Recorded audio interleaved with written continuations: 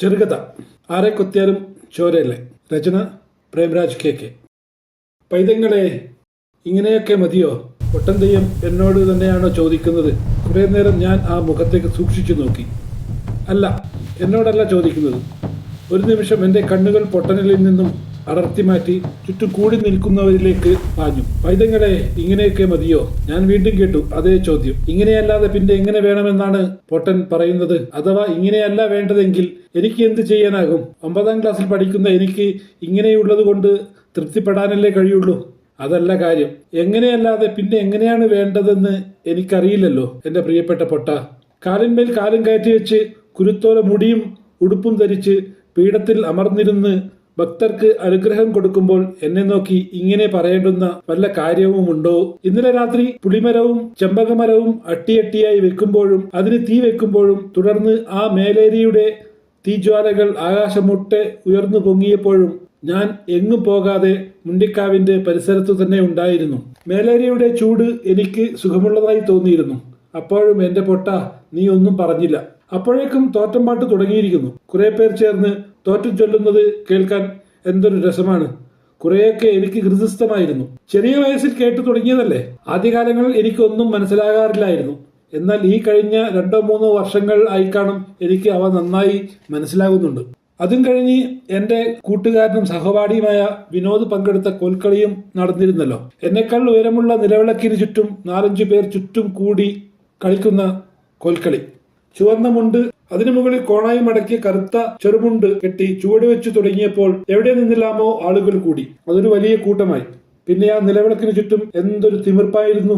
ഓർക്കുമ്പോൾ ശരീരമാസകലം കുളിരുകയായിരുന്നു. അതാണ് കോൽക്കളി, ശരിക്കുമുള്ള കോൽക്കളി. പിന്നെ പല ആൾക്കാരും കോൽക്കളി എന്ന് പറഞ്ഞ് കാട്ടിക്കൂട്ടലുകളൊക്കെ നടത്താറുണ്ട്. കോൽക്കളിയുടെ ശീലുകൾ ഉയർന്നു പൊങ്ങിയപ്പോഴും ഞാൻ അവിടെ തന്നെ ഉണ്ടായിരുന്നല്ലോ. അതിരാവിലെ നെരുപ്പിൽ നിന്നും കത്തിത്തീരാത്ത മരത്തടികൾ എടുത്തുമാറ്റി രത്നം പോലെ തിളങ്ങുന്ന കനൽക്കട്ടകൾ അടിച്ചുകൂട്ടി. അപ്പോഴേക്കും നെരുപ്പ് എന്റെ അച്ഛനേക്കാൾ ഉയരം വെച്ചിരുന്നു. നെരുപ്പിന് ചുറ്റും നിലത്തെ കുണ്ടും കുഴികളുമെല്ലാം നികത്തിയിരുന്നു. കൂടാതെ മണ്ണ് ഇളകാതിരിക്കാൻ നിലം തല്ലികൊണ്ട് നിലം നല്ലപോലെ ഉറപ്പിച്ചിരിക്കുന്നു. അതിനു മുകളിൽ ചാണകം മെഴുകിയിരിക്കുന്നു. പച്ച ചാണകവും തേങ്ങാത്തൊണ്ട് കത്തിച്ചുണ്ടാക്കിയ കരിയും ചേർത്ത് ചവിട്ടി മെതിച്ച് കുഴയുണ്ടാക്കും. അപ്പോൾ അതിന്റെ നിറവും മണവും മാറും. അതുകൊണ്ട് വേണം നിലമെഴുകാൻ. ശ്രീ ശങ്കരാചാര്യർ പുളിങ്ങോത്ത് വെച്ച് അലങ്കാരനുമായി അദ്വൈതത്തെക്കുറിച്ചും തീണ്ടലിനെ കുറിച്ചും പ്രഭാഷണം നടത്തിയപ്പോൾ അതിന്റെ ചോദ്യോത്തരങ്ങൾ വ്യക്തമായിരുന്നല്ലോ. അതുകൊണ്ടാണല്ലോ ആചാര്യൻ അലങ്കാരന്റെ മുന്നിൽ തോൽക്കുകയും ഗുരുവായി സ്വീകരിക്കുകയും ചെയ്തത്. എന്നിട്ടും ഒരേ വരമ്പിൽ വെച്ച് ഗുരുവും അലങ്കാരൻ എന്ന പുലയച്ചക്രം സംസാരിക്കരുതല്ലോ എന്ന് കരുതി വരമ്പിന് കുറുകെ മാടിക്കോൽ വെച്ച് വരമ്പിനെ രണ്ടാക്കി. അതിനും വളരെ വ്യക്തമായ കാരണമുണ്ടായിരുന്നു. പൈതങ്ങളെ, ഇങ്ങനെയൊക്കെ മതിയോ എന്ന ചോദ്യം തന്നെ എനിക്ക് മനസ്സിലായില്ല എന്നതാണ് സത്യം. എന്റെ പ്രിയപ്പെട്ട, എനിക്ക് നിന്നെ പേടിയായിരുന്നു ആദ്യമൊക്കെ. എന്നാൽ ഇപ്പോൾ എനിക്ക് വളരെ ഇഷ്ടമാണ്. നീ എന്റെ തറവാട്ടിലേക്ക് വരുന്നത് എനിക്ക് എന്ത് ഇഷ്ടമാണെന്നോ. എത്ര നാളുകൾ കാത്തിരുന്നാണ് എന്റെ തറവാട്ടിലേക്ക് എത്തി നോക്കുന്നത് എന്നറിയാമല്ലോ. 1 വർഷം. കഴിഞ്ഞ 1 വർഷം ഞാൻ എങ്ങനെ കഴിഞ്ഞതെന്ന് ഓർക്കുന്നുണ്ടോ? ഏടാ, എന്നെ കുറിച്ച് ഓർക്കാൻ ഏടെ സമയം. അതിരാവിലെ നെരുപ്പിൽ ചാടി വീഴുമ്പോൾ എന്റെ ഹൃദയം പിടയ്ക്കും. അടുത്ത നിമിഷത്തിൽ ആരും നിന്നെ പിടിച്ച് എഴുന്നേൽപ്പിച്ചില്ലെങ്കിൽ എനിക്ക് ദേഷ്യം വരും. കുറെ ആളുകൾ നെരുപ്പിന്റെ ചുറ്റും ഓടി നടന്ന് ചിന്നിത്തെറിച്ച കനലുകൾ അടിച്ചുകൂട്ടുന്നുണ്ടാകും. കുറെ നേരം നെരുപ്പിൽ ഇരിക്കുകയും കിടക്കുകയും ചെയ്ത നീ അല്പം വിശ്രമത്തിനായി പീഠത്തിൽ ഇരിക്കുമല്ലോ. അപ്പോഴൊക്കെ ഞാൻ അടുത്തു വന്ന് നിൽക്കാറുണ്ട്. നിനക്ക് എന്തെങ്കിലും ആവശ്യമുണ്ടോ, അല്ലെങ്കിൽ എന്തെങ്കിലും പറയാനുണ്ടാകുമോ എന്ന് കരുതി. അപ്പോഴും നീ ചോദിച്ചത് പൈതങ്ങളെ, ഇങ്ങനെയൊക്കെ മതിയോ എന്ന് തന്നെയാണല്ലോ. എനിക്ക് നെരുപ്പിൽ ആഹ്ലാദത്തോടെ ചാടി വീഴുന്ന നിന്നോട് ആ ചോദ്യം ചോദിക്കണമെന്ന് പലവട്ടം വിചാരിച്ചിനി. കുരുത്തോല കൊണ്ടുണ്ടാക്കിയ ഉടയാട പതുക്കെ കരിഞ്ഞു തുടങ്ങും. അപ്പോൾ ചില കള്ളക്കനലുകൾ നിന്റെ നെഞ്ചിൽ കയറിക്കൂടും. കുളിരിന്, വല്ലാതെ കുളിരിന് എന്ന് നീ പറയുമ്പോൾ എന്റെ കൈ നിന്റെ ഉടയാടയുടെ ഉള്ളിലേക്ക് ഇറക്കി കനലുകൾ എടുത്തു കളയാൻ പലവട്ടം കൊതിച്ചിട്ടുണ്ട്. തലയിലെ കുരുത്തോല മുടി കരിഞ്ഞു തുടങ്ങാൻ അധിക സമയം വേണ്ടല്ലോ. നീ തന്നെയല്ലേ പരമശിവൻ. അപ്പോൾ ഇതൊന്നും നിനക്ക് വലിയ കാര്യമല്ല എന്നെനിക്കറിയാം. എന്നാലും നീ എന്റെ പ്രിയ കൂട്ടുകാരനല്ലേ. നെരുപ്പിൽ മലർന്നു കിടന്ന് മേലോട്ട് നോക്കി നക്ഷത്രങ്ങളോട് കിന്നാരം പറയാൻ നിനക്ക് ഇഷ്ടമാണ്. എന്നാൽ എന്നോട് ആ ഒരു ചോദ്യം ചോദിക്കാൻ എന്താണ് കാരണം? എന്റെ തറവാട്ടിലേക്കുള്ള നിന്റെ വരവ് എനിക്ക് സന്തോഷം ഉണ്ടാക്കുന്നതിന് വേറെയും കാരണങ്ങളുണ്ടെന്ന് തോന്നാറുണ്ട്. അമ്മയും വല്യമ്മയും അമ്മമ്മയും പിന്നെ ഗീതേട്ടി എല്ലാവരും ഒരിടത്ത് ഒത്തുകൂടുന്ന ദിവസം. ഗീതേട്ടി എന്റെ വല്യമ്മയുടെ മോളാണ്. അവർ എനിക്ക് എത്രയോ വർഷം മൂത്തതാണ്. കൃത്യമായി അറിയില്ല. ഏതോ കോളേജിൽ പോകുന്നുണ്ട്. അത് എവിടെയാണെന്നും എന്താണ് പഠിക്കുന്നതെന്നും എനിക്കറിയില്ല. എന്നാൽ ഗീതേട്ടി എന്തിനും ഏതിനും എന്നെ കൂട്ടി വിളിക്കും. പൊതുവെ അമ്മമ്മ മാറ് മറയ്ക്കാറില്ല.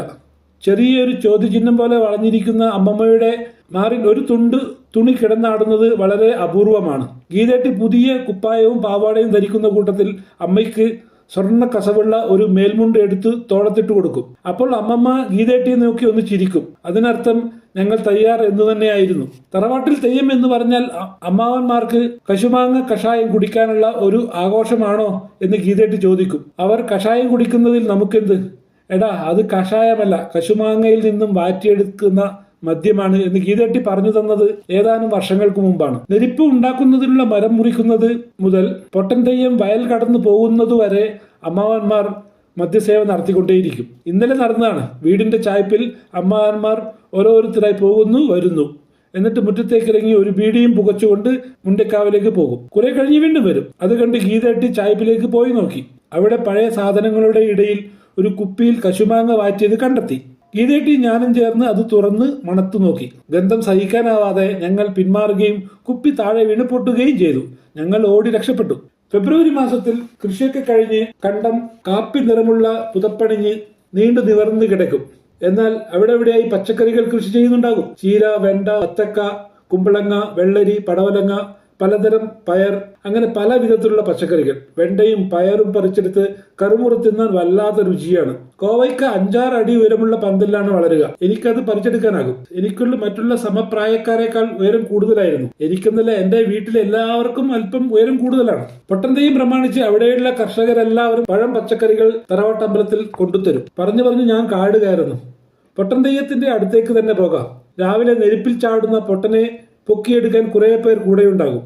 കുരുത്തോല കൊണ്ടുള്ള ഉടയാടയ്ക്ക് ഇടയിലൂടെ കയറ്റി വെച്ചിരിക്കുന്ന കൈകൾ അവർ പിടിച്ചു വലിക്കും. അതെ, വേറെ നിവർത്തിയില്ലല്ലോ. സൂര്യൻ ഉദിക്കുന്നതോടെ പൊട്ടൻ തെയ്യം ഭക്തജനങ്ങൾക്ക് അനുഗ്രഹം നൽകാൻ പീഠത്തിലിരിക്കുന്നു. അപ്പോഴെല്ലാം ഞാൻ നിന്റെ പിന്നാലെ ചുറ്റിക്കറങ്ങുന്നുണ്ടായിരുന്നു. അപ്പോഴും നീ കാര്യം വ്യക്തമാക്കിയില്ലല്ലോ എന്റെ പൊന്നെ. ഭക്തജനങ്ങൾക്ക് അനുഗ്രഹവർഷം ചൊരിഞ്ഞ ശേഷം പിന്നെ ഒരു പോക്കല്ലേ ചെമ്മട്ടം വയലിലേക്ക്, എന്റെ വീട്ടിലേക്ക്. പാതിയിലേറെ പൊളിഞ്ഞിടക്കുന്ന പാതകൾ താണ്ടി കുണ്ടും കുഴിയും താണ്ടി നീ നടക്കും. കണ്ടം മുറിച്ചു കടക്കുമ്പോഴുള്ള കാഴ്ചയാണ് എനിക്ക് എന്നും ഇഷ്ടം. ഇത് എന്നെങ്കിലും ഏതെങ്കിലും കുന്നിൻ മുകളിൽ കയറി നിന്നുകൊണ്ട് നോക്കണമെന്നുണ്ട്. അതിഗംഭീരമായിരിക്കില്ലേ ആ കാഴ്ച? അപ്പോൾ കണ്ടം നിറയെ ആളുകൾ, വർണ്ണവസ്ത്രമണിഞ്ഞ പൊട്ടന് പിന്നാലെ ഓടുന്ന ജനങ്ങൾ, കൂടെ വിവിധതരം വർണ്ണക്കുടകൾ, ഇവയൊക്കെ ആടിയുലയുന്നുണ്ടാകും. അപ്പോഴും ഞാൻ പൊട്ടന്റെ കൂടെ തന്നെ ഉണ്ടാകും. എന്നിട്ടും പൊട്ടാ, വയൽ മുറിച്ചു കടന്ന് അല്പം നടന്നാൽ പുഴയാണ്. പുഴവക്കത്ത് നിരനിരയായി തോണികൾ, ചെറുതും വലുതുമായ തോണികൾ. അവയിൽ കയറി മറുകരയെത്തണം. അതിന്റെ ആകാശ ദൃശ്യം എങ്ങനെ കിട്ടും എന്ന് ഞാൻ പലപ്പോഴും ആലോചിച്ചിരുന്നു. അപ്പോഴും ഞാൻ നിന്റെ കൂടെ ഒന്നാം തോണിയിൽ കയറിപ്പറ്റും. ആ സമയത്ത് കൂടെയുള്ളവർ തെയ്യത്തിന്റെ ആടകൾ ശരിപ്പെടുത്തുന്നു, മുഖാവരണം മാറ്റി മുഖം വൃത്തിയാക്കുന്നു, ചിലങ്കകൾ അഴിച്ച് കാലുകൾ തുടയ്ക്കുന്നു. അപ്പോഴൊന്നും എന്നോട് മിണ്ടാൻ പറ്റില്ലെന്നറിയാം. ശിവരാത്രി ദിവസം വീട്ടിൽ നിന്നും എല്ലാവരും തറവാട്ടിലേക്ക് എത്തിച്ചേരും. അതുപോലെ അയൽ നാടുകളിൽ നിന്നു പോലും ജനങ്ങൾ വരും. വൈകുന്നേരമാകുമ്പോഴേക്കും മുണ്ടക്കാവ് പ്രദേശം മുഴുവൻ ജനങ്ങളെ കൊണ്ട് നിറയും. അന്ന് വല്യമാമൻ, വല്യമ്മ, അമ്മമ്മ, ഇളയമ്മ എന്ന് വേണ്ട അപാല ജനം തറവാട്ടിലെത്തി പൊട്ടൻ തെയ്യത്തെ കാണാനായി കാത്തിരിക്കും. ഉറക്കം വരാതിരിക്കാനായി ജനങ്ങൾ പുളിങ്കുരു, കടല, നിലക്കടലയും മണിക്കടലയും രണ്ടും, വറുത്തത്, കട്ടൻ കാപ്പി, ചായ എന്നിവയൊക്കെ കൊണ്ടുവരും. ചിലർ പച്ചയ്ക്ക് തിന്നാവുന്ന പച്ചക്കറികൾ നുറുക്കി വലിയ പാത്രത്തിൽ കൊണ്ടുവരും. ഇരുട്ടുന്നതോടെ തോറ്റംപാട്ട് തുടങ്ങും എന്ന് പറഞ്ഞല്ലോ. പെട്രോമാക്സ് പ്രകാശവർഷം ചൊരിഞ്ഞ് അവിടെ തൂങ്ങിക്കിടന്ന് ഇളം കാറ്റിൽ ആടുന്നുണ്ടാകും. ചിലർ പെട്രോമാക്സും തൂക്കി നടക്കുന്നുണ്ടാകും. ചിലപ്പോഴൊക്കെ ചിലർ അത് താഴെ എടുത്തുവെച്ച് പമ്പ് ചെയ്ത് ഗ്യാസ് കയറ്റിക്കൊണ്ടിരിക്കും. അപ്പോൾ മഞ്ഞ വെളിച്ചം മാറി തൂവെള്ള വെളിച്ചം പരത്തും. അതിനെ കുറച്ചുനേരം നോക്കിയാൽ പിന്നെ കുറെ നേരത്തേക്ക് മറ്റൊന്നും കാണില്ല. തോറ്റംപാട്ടിനെ ശ്രദ്ധിക്കാതെ ചില പെണ്ണുങ്ങൾ ചറപറാന്ന് വർത്താനം പറഞ്ഞുകൊണ്ടേയിരിക്കും. ഏത് അവർക്ക് വർത്തമാനങ്ങളാണല്ലോ. ഞാനും ഗീതേട്ടിയും ഈ കാഴ്ചകളൊക്കെ കണ്ട് ചുറ്റിയടിക്കും. ഗീതേട്ടി എനിക്ക് തിന്നാനൊക്കെ വാങ്ങിത്തരും. കളിപ്പാട്ടങ്ങൾ വിൽക്കുന്ന കടയുടെ മുന്നിൽ വായും പൊളിച്ചു നിൽക്കും. ആളുകൾ വിലപേശുന്നതും കളിപ്പാട്ടങ്ങൾ തിരഞ്ഞെടുക്കുന്നതും കാണാൻ നല്ല രസമാണ്. തറവാട്ടിൽ കുറേയധികം അതിഥികൾ വരും. അവർക്കൊക്കെ ചായ വെച്ചു കൊടുക്കുക എന്നത് മെനക്കെടുള്ള പണിയാണ്. ഒരു വലിയ പാത്രത്തിൽ ചായ ചൂടായി കൊണ്ടിരിക്കും. അതിൽ നിന്നും അല്പം എടുത്ത് സ്റ്റീൽ ഗ്ലാസ്സിലാക്കുക, വന്നവർക്ക് കൊടുക്കുക, അത്ര മാത്രമേ ഉള്ളൂ ജോലി. എന്നാൽ ആളുകൾ വന്നുകൊണ്ടേയിരിക്കും. അപ്പോഴാണ് ഇത് മെനയാകുന്നത്. അടുക്കളപ്പുറത്ത് വാഴക്കുലകൾ നിരനിരയായി തൂങ്ങിക്കിടക്കുന്നുണ്ടാകും. അതിൽ നിന്നും ഏതാനും പഴം ചുക്കിയെടുത്ത് ചായയുടെ കൂടെ കൊടുക്കും. പിന്നീട് അവർ അമ്പലമുറ്റത്തേക്ക് നീങ്ങും. ഗീതട്ടി ഈ പഴത്തൊലികൾ എല്ലാം ചേർത്ത് വയ്ക്കും. തറവാട്ടിൽ ഏതാനും മച്ചിപ്പശുക്കൾ ഉണ്ടായിരുന്നു, അവയ്ക്ക് കൊടുക്കാനാണ്. ഗീതട്ടിയുടെ കൂടെ ഞാനും പോകാറുണ്ട്. ചിലപ്പോൾ വല്യമ്മ വിളിക്കും, ഗീതേ അടുപ്പിൽ തീ ഉണ്ടോന്ന് നോക്ക്, അല്ലെങ്കിൽ തീ കൂട്ടി ചൂടുവെള്ളം ഉണ്ടാക്ക്. അപ്പോൾ ഗീതട്ടി അടുക്കളയിൽ പോയി നോക്കും. ശരിയാണ്, അടുപ്പിൽ തീയില്ല. പിന്നെ ആ വിറകടുപ്പിൽ ഏതാനും വിറകുകൾ കുത്തിക്കയറ്റി ഊതും. അതിനിടയിൽ കയറ്റിയിരിക്കുന്ന കടലാസിൽ ആദ്യം തീ പിടിപ്പിക്കും. പിന്നെ പ്രശ്നമില്ല, അതോടെ വിറകുകൾക്ക് നന്നായി തീ പിടിക്കും. അങ്ങനെ രാത്രിയിൽ മുഴുവൻ തോറ്റവും പെണ്ണുങ്ങളുടെ വെടിപറച്ചിലും അവസാനിക്കുന്നത് 4 മണിക്ക് കതിന പൊട്ടുമ്പോഴാണ്. പടക്കങ്ങൾ പൊട്ടിത്തുടങ്ങിയാൽ ആകെ കോലാഹലമാണ്. വെളിച്ചവും ശബ്ദവും കൊണ്ട് പ്രദേശം ഞെട്ടി വിറയ്ക്കും. പൊടിപടലങ്ങൾ പൊങ്ങിപ്പറക്കും. കുട്ടികൾ അങ്ങോട്ടും ഇങ്ങോട്ടും ഓടും. നായ്ക്കൾ ഓടി ഒളിക്കും. അപ്പോഴേക്കും പൊട്ടൻ തെയ്യം തയ്യാറായിട്ടുണ്ടാകും. ഒരു മുഖാവരണം, മുഖത്ത് ചുറ്റിയൊന്നും ഉണ്ടാവില്ല. മേത്ത് കറുപ്പും വെളുപ്പും നിറത്തിലുള്ള വരകൾ, പിന്നെ കുരുത്തോല മുടിയും ആടയും, അത്ര തന്നെ. ആഴിയിലേക്ക് എടുത്തു ചാടാൻ തുടങ്ങുന്ന പൊട്ടൻ തെയ്യം. നിനക്കറിയോ പ്രിയപ്പെട്ട പൊട്ട, ഗീതേട്ടിയും വല്യമ്മയും ഞാനും നിന്നെ ഇങ്ങാത്ത് എന്നും കോലായിൽ ഇരിക്കാറുണ്ട്. നീ കാലത്തിന്റെ അളവുകോലാണോ എന്ന് ഞാൻ പലപ്പോഴും ആലോചിച്ചിരുന്നു. ഗീതോട്ടിയോട് ഞാൻ ഒരു വട്ടം ചോദിക്കുകയും ചെയ്തു, പൊട്ടൻ വരുന്നതും പോകുന്നതുമാണോ കൊല്ലം തുടങ്ങുന്നത്? വല്യമ്മ പറയുന്നത് ഞാൻ കേട്ടിട്ടുണ്ട്. ഓന്റെ മംഗലം കഴിഞ്ഞത് തറവാട്ടിലെ പൊട്ടൻ തെയ്യം കൂടിയപ്പോ അല്ലേ? മറ്റു ചിലപ്പോൾ പറയാറുണ്ട്, ഓള് പെറ്റത് പൊട്ടൻ തെയ്യത്തിന്റെ തലേന്നല്ലേ? അതുപോലെ പല സന്ദർഭങ്ങളും ഉണ്ടായിട്ടുണ്ട്. അങ്ങനെയാണ് ഞാൻ ഒരു തീരുമാനത്തിലെത്തിയത്. വർഷം തുടങ്ങുന്നത് ഈ ദിവസം ആയിരിക്കണം. അതുകൊണ്ടാണല്ലോ നീ കൊല്ലത്തിൽ ഒരു പ്രാവശ്യം മാത്രം വരുന്നത്. ശിവരാത്രി ദിവസം ഞാൻ എന്റെ അനിയനെ കാണാറേയില്ല. അവൻ എവിടെ പോകുന്നു, എവിടെ പോയി ഭക്ഷണം കഴിക്കുന്നു എന്നൊന്നും എനിക്കറിയില്ല. ഗീതോട്ടിയോട് ഞാൻ അവനെ കുറിച്ച് ചോദിക്കാറില്ല. ഏത് സമയത്ത് ഓടി നടക്കുക എന്നാണ് അവന്റെ പ്രധാന പ്രവർത്തന മേഖല. അല്ലെങ്കിൽ ആരുടെയെങ്കിലും സൈക്കിൾ ഓടിക്കുകയോ മറ്റോ ചെയ്യുന്നുണ്ടാകും. വീട്ടിലെത്തിയ പൊട്ടന് ഉത്തരീയം നൽകുന്ന സമയത്ത് മാലോകർ ചുറ്റും കൂടി നിൽക്കുന്നുണ്ടാകും. പടി ഉയർത്തിക്കെട്ടിയ കിണറ്റിൻകരയിൽ നിന്നെ ഇരുത്തി ഉത്തരീയം പുതപ്പിക്കുമ്പോഴും ഞാൻ അടുത്തുണ്ടായിരുന്നു. അപ്പോഴും ഞാൻ നിന്റെ കണ്ണിൽ ആ ചോദ്യം തന്നെ കണ്ടു. ഇങ്ങനെയൊക്കെ മതിയോ? അപ്പോൾ ഗീതേട്ടി എന്റെ ചെവിയിൽ പറഞ്ഞു, പൊട്ടന്റെ കണ്ണിൽ അങ്ങനെ നോക്കരുത്. അതെന്താ അങ്ങനെ എന്ന് ഞാൻ ഗീതട്ടിയോട് ചോദിക്കാറില്ല. ഗീതട്ടി പറയുന്നതിൽ എന്തെങ്കിലും കാരണം ഉണ്ടാകാതിരിക്കില്ല. എന്റെ കയ്യിൽ കുറേ അധികം ചിത്രകഥകൾ ഉണ്ടായിരുന്നു. അവയൊക്കെ ഞാനും ഗീതേട്ടിയും ഒരുമിച്ചിരുന്ന് വായിക്കും. അപ്പോഴൊക്കെ എനിക്ക് ചില സംശയങ്ങൾ വന്നാൽ ഗീതേട്ടിയാണ് അതിനൊക്കെ ഉത്തരങ്ങൾ തന്നിരുന്നത്. ഒരു ദിവസം ഞാൻ ചോദിച്ചു, പൊട്ടന്റെ കഥ എന്താ ചിത്രകഥയിൽ വരാത്തത്?